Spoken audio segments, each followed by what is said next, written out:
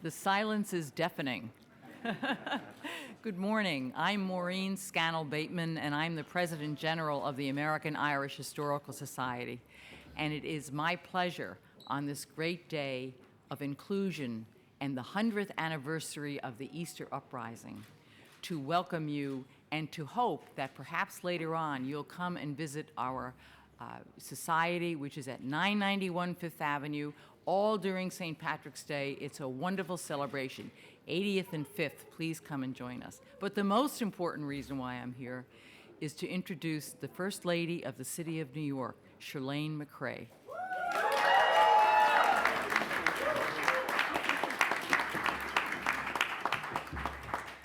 Hello, thank you, Maureen, and hello, everyone. Majin Wai. What a wonderful way to start St. Patrick's Day. I'm honored to welcome all of you to Gracie Mansion. This is the people's house. This is your house, and you are always welcome here. This house is also full of Irish American history from the foundation on up. While we can't say for sure, it is very likely Irish builders, artisans, and tradespeople helped build this house back in 1799. And you see that lovely chandelier hanging above us right now? Well, that chandelier dates back to 1785, and we are almost positive it comes from Ireland's first crystal factory, which was located in County Tyrone. The chandelier was once owned by William Russell Grace, the first Irish-born Roman Catholic mayor of New York City. Mayor Grace served twice, from 1880 to 1882, and again from 1884 to 1886, back when terms lasted only 2 terms. He was a reformer who fought against Tammany Hall and a successful business person whose company continues to thrive. Now, these 2 stories, the story of the Irish working people who likely helped build Gracie Mansion, and the story of the Irish entrepreneur who less than a century later served as mayor, bring to life an important truth. You cannot talk about the history of New York without talking about the Irish. You can't talk about the history of New York without talking about the New Yorkers whose blood, sweat, and tears nurtured our city's rise to greatness. But today isn't just a celebration of our shared history, it's also a celebration of the future we share together. And I am so happy that this year's parade is open to everyone for the very first time.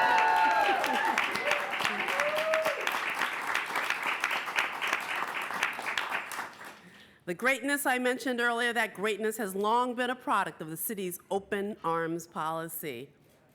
Irish people came to New York and stayed in New York because they believed that with a lot of determination and a lot of hard work, this was a place where they could achieve their dreams.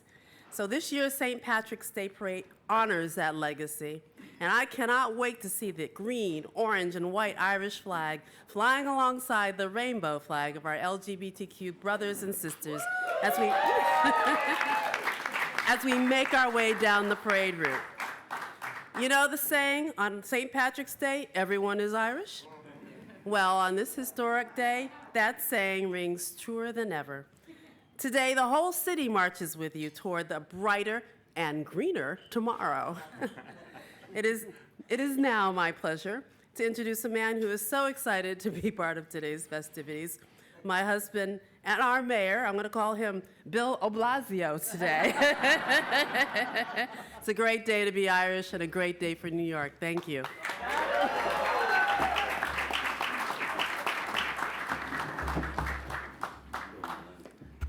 Thank you, Chirlane, for the impromptu name change.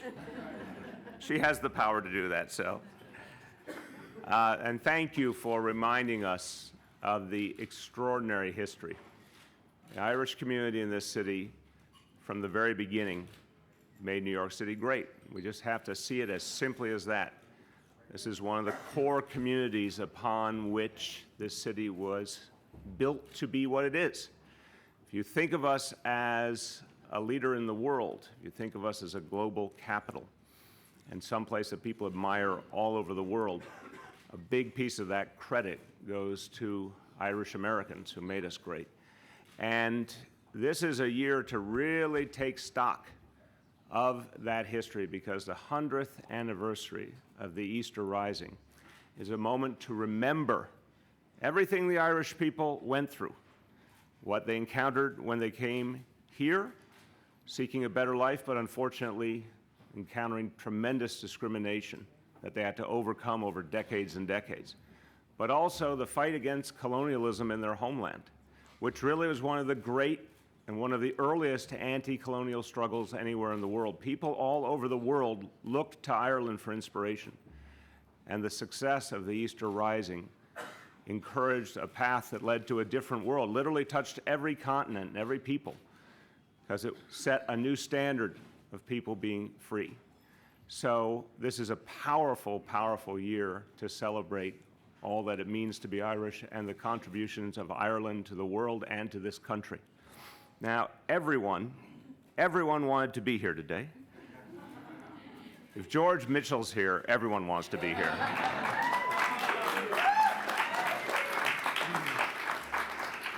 I want to just quickly thank some folks who are here. I have expressed my praise before, and Minister, I want you to hear this because you should know the good work that is happening here at the Irish Consulate in New York. But I have expressed my praise before for the Consul General for the extraordinarily positive role she played in helping everyone in this city to come together. Let's thank Barbara Jones.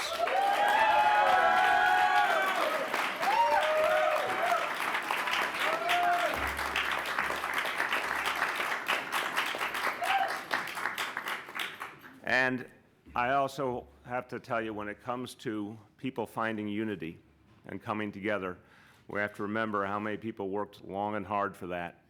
It wasn't always easy, but let's give a lot of credit to Brendan Fay as well, the Lavender and Green Alliance. Now, I have all these wonderful notes of people who are here. I'm certain I will not note everyone is here who I should. Let's start with that. But let me say, from our administration, I'd like to thank Deputy Mayor Richard Bury, Commissioner of Oath Fidel Del Valle, our Commissioner for Veterans Affairs Lori Sutton, our Sanitation Commissioner Catherine Garcia, Commissioner for the Mayor's Office to Combat Domestic Violence Cecile Noel, the Bronx District Attorney Darcel Clark is here, Roy Richter, President of the Captain Endowments Association is here, and many other people are here. Is Councilmember Danny Drum here? Danny Drum, yes. Also, a stalwart working for this day. And Danny, thank you. Thank you for all you did.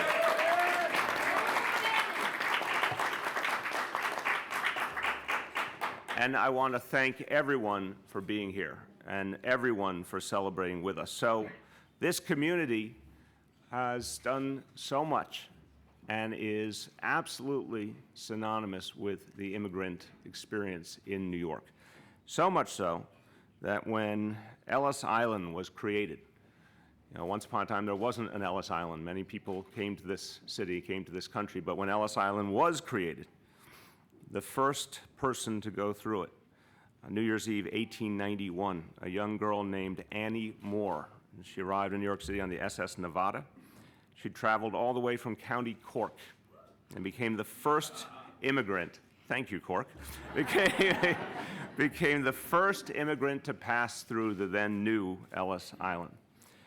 And from that moment to today, and even obviously years and years before that, Irish immigrants came and made this city great, but even to this day, Irish immigrants come and make this city stronger. And what I have found over years and years of working with Irish community is this extraordinary remembering and this extraordinary sensitivity to immigrants of all kinds, because the Irish knew what it was to be discriminated against upon arriving here. And I have seen so many Irish American leaders turn and help the next generation of immigrants and remember in solidarity what the Irish went through. People who remember and then apply the lessons today and to the next generation deserve our special praise, because that's what we wish for this country.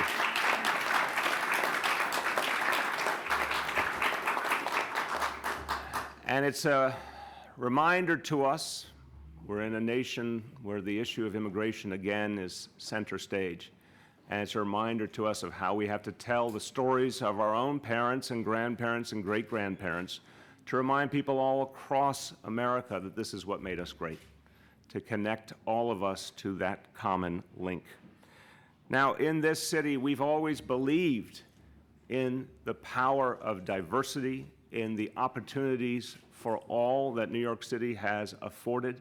We've believed we are stronger together. In fact, I would argue New York City is a beacon to the world because get on a subway car or walk down a block, you see all of humanity in one place, and we work it out. So it's not in our nature to be divided. Ultimately, New Yorkers are a compassionate and tolerant people. It is in our nature to find a way forward, and that's what happened this year. For 2 decades and more, we had a blemish on our city. People worked together, they overcame it, they created unity. And that unity simply allows everyone to express their true feelings, their love of their heritage. And that's what's so powerful about today. It's going to be a very good day in New York City. It's going to be a very healing day in New York City, because the sum total of it is that people will be able to express their pride as Irish Americans, their pride as LGBT Americans, their pride as New Yorkers. People will be able to march together and express their belief in each other. And that's what it comes down to, their belief in each other and our common future.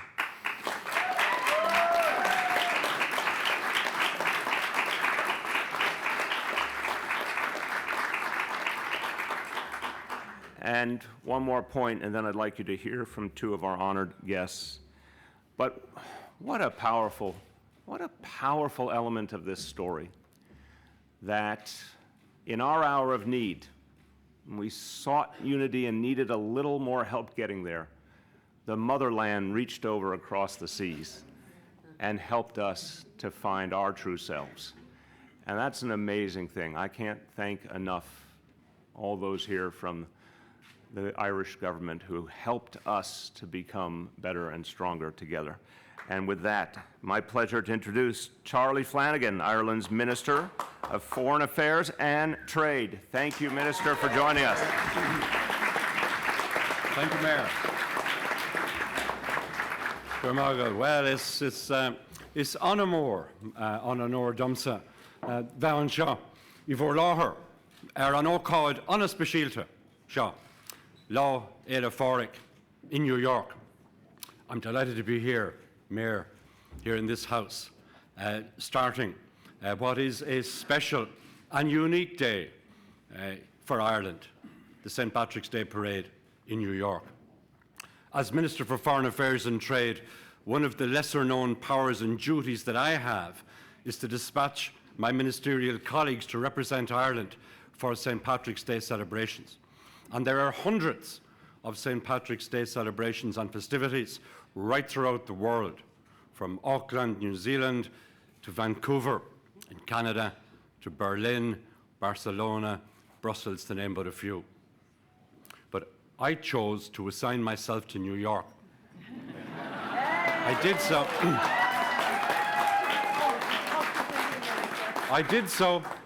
so, Mr. Mayor, for obvious reasons, because the St. Patrick's Day Parade in New York is the biggest and the best in the world.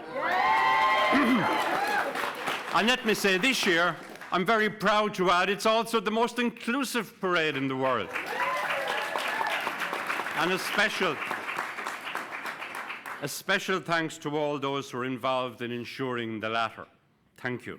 Really important for us at home, and I know it's important for you here. I want to thank you, Mayor, for welcoming us to your home. It's always dodgy being the third speaker because you run the risk of some of your lines having already been stolen, and the First Lady stole 2 of mine when she said that she welcomed you to your home. And thank you for making this our home, because we now have a traditional Irish St. Patrick's Day, a cup of tea at home, a walk to Mass, marching in the parade, and a glass of Guinness or 2 thereafter. So thank you. Thank you for inviting us to our home. She also stole my line when she referred to you, Mayor, as Mayor Blasio. My line is somewhat different. Mayor Liam o Blasio. Thank you. I want very briefly to acknowledge the importance of this parade, and I want to salute the honoree of St. Patrick's Day Parade 2016, Senator George Mitchell.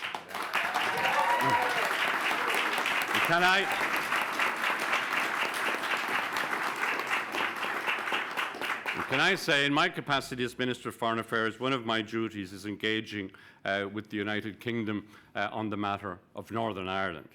It has been a difficult and challenging time over a long number of years, as you all know. But I want to acknowledge in his presence here this morning the huge role and the extraordinary leadership and inspiration to the people of the island of Ireland that George Mitchell has shown in the manner in which he led us to overcome our difficulties and challenges.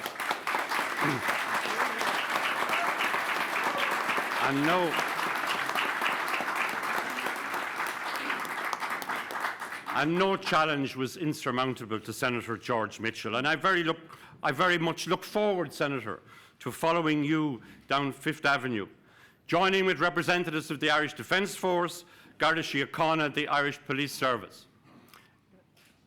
First Lady also mentioned the first Catholic Mayor of New York, W.R. Grace. And I'm proud that W.R. Grace was from my own district in County Laois. And I'm delighted to welcome the Mayor of County Laois, John Moore, and the Chief Executive Officer of County Laois, John Mulholland. And I'm delighted that the connection between my own district and W.R. Grace has been firmly established. I want also to acknowledge the presence here of Brendan Fay, Lavender and Green.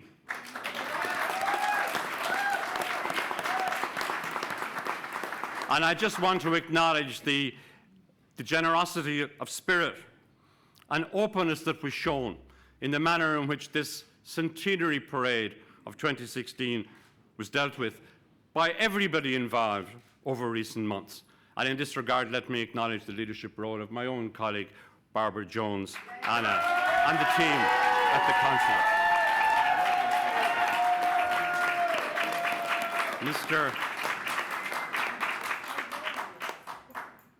Mr. Mayor, Ireland and the City of New York are tied by history, by family, by friendship, by strongly and mutually beneficial economic ties, which are forging ongoing, new, continuous personal links across the Atlantic. It's been a difficult time at home. We recently had a difficult election. We had an inconclusive result, but we're putting together, under the leadership of Enda Kenny, a government that will be stable and take us through the next few years. But as we mark the centenary of the Easter Rising, this most important year for the Irish at home and the Irish abroad, we have every ground for optimism in the future of our relationship, our friendship, our family, our kinship.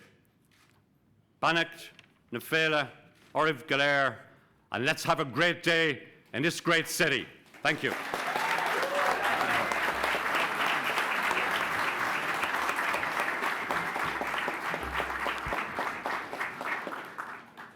Thank you so much, Minister. Well, we really are honored, all of us, to be in the presence of Senator George Mitchell.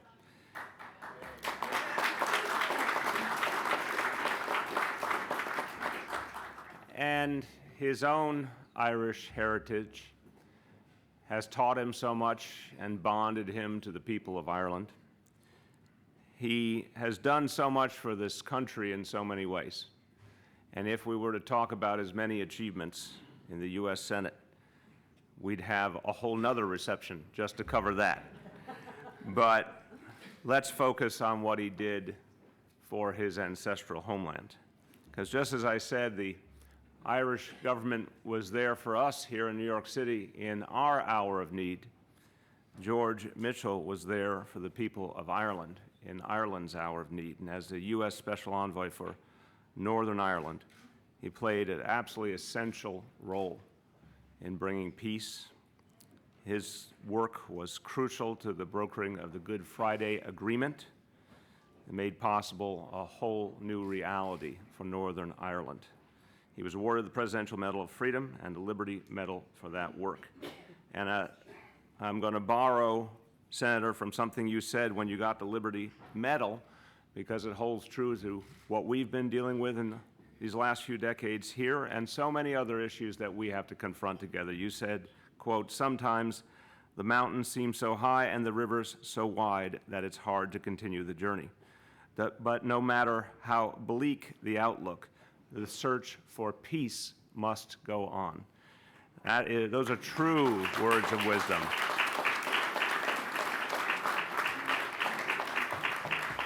And when someone says the search for peace must go on, and because of his own perseverance, his own wisdom, his own strength, he actually showed that you can get to that goal, that you can actually get there together. It's a special honor to be in the company of someone who proved it can be done. Ladies and gentlemen, Senator George Mitchell.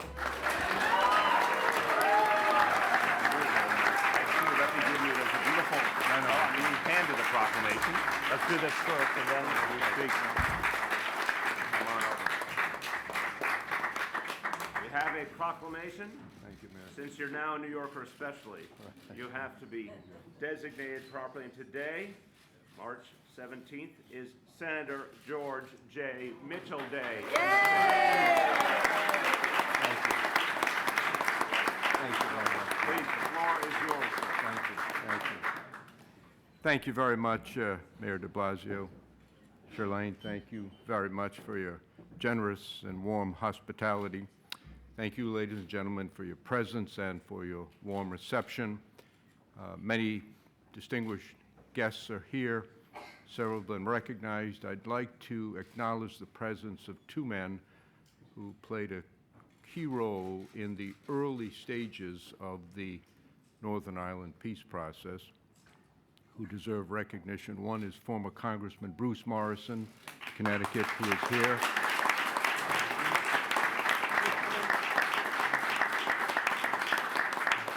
And Christopher Highland, who helped organize the effort.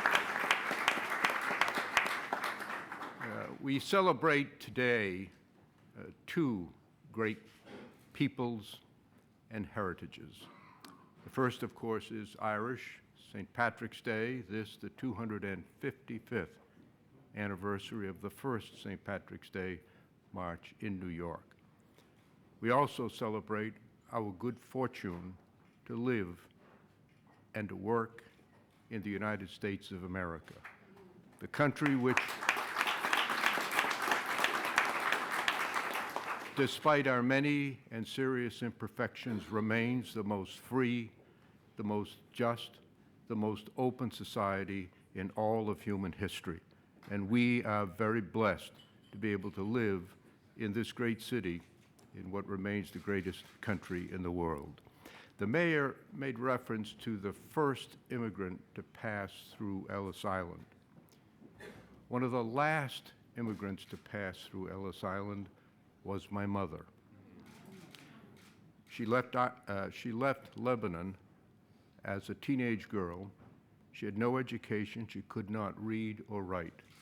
She ended up in a small town in Maine, where she entered the textile mills, as did so many hundreds of thousands of immigrants from around the world at the time. She worked 50 years on the night shift in textile mills. In our small town, she met a boy who lived next door, who was my father. He was the orphan son of Irish immigrants who came to this country just before the year 1900, part of one of the greatest human tides in all of history that flowed from Ireland all around the world in search of freedom, opportunity, and a chance to live full and meaningful lives. And as they've done in so many parts of the world, the Irish established themselves in this country and have made enormous contributions to the development of freedom and opportunity in America. My father had a hard life. His mother died. His father couldn't keep The kids and my father and his siblings were raised in orphanages in the Boston area. After several years there, he was fortunate to be adopted by an elderly Maine couple who lived in a small town in Maine. They were not Irish. And so my father, who left school after the 3rd grade and spent his entire life as a laborer and as a janitor at a local school, had no sense of his Irish heritage. So when President Clinton asked me to go to Northern Ireland after I retired from the Senate, I didn't have any real knowledge or sense of that heritage either. And I'm the one who was blessed by my service in Northern Ireland because I was able to walk the streets where I imagined my father's parents and grandparents lived, to meet and talk with people who were overflowing with love, welcome, and admiration for the principles and ideals of the United States. And so I feel myself that I gained an awareness of an Irish heritage, filling a void that I did not even know existed. My father was a quiet man. He lived a very hard life. My parents were very poor. But because of the openness of American society, I, their son, was able to get an education and to become the majority leader of the United States Senate. That says,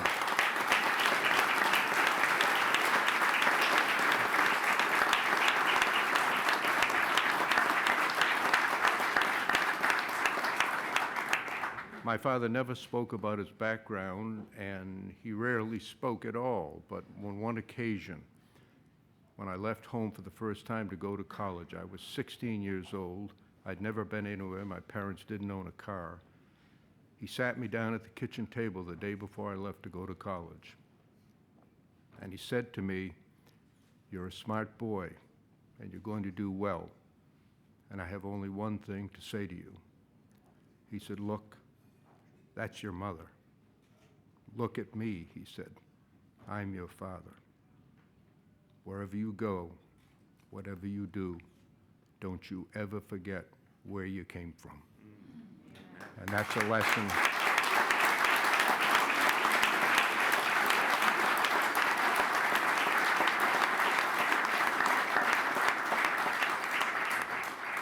When the Irish first came to America in the great waves of the 19th century, peaking at the time of the famines, they were scorned, they were demeaned, they were ridiculed, they were insulted.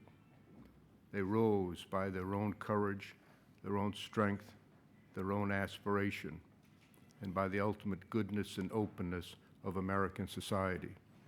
And we today benefit from that heritage.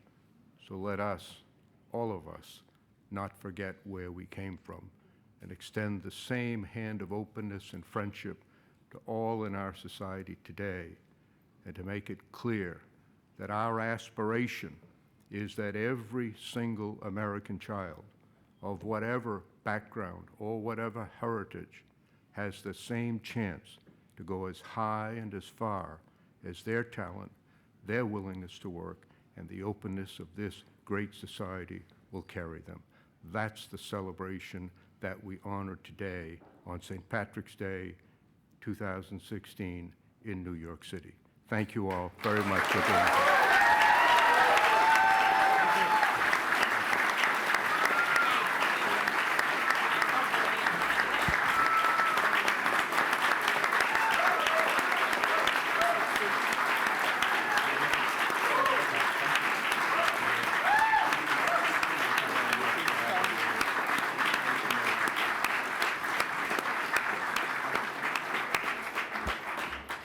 Sometimes, my good friends, you know when enough's been said, and that was the final word. Have a wonderful St. Patrick's Day, everybody.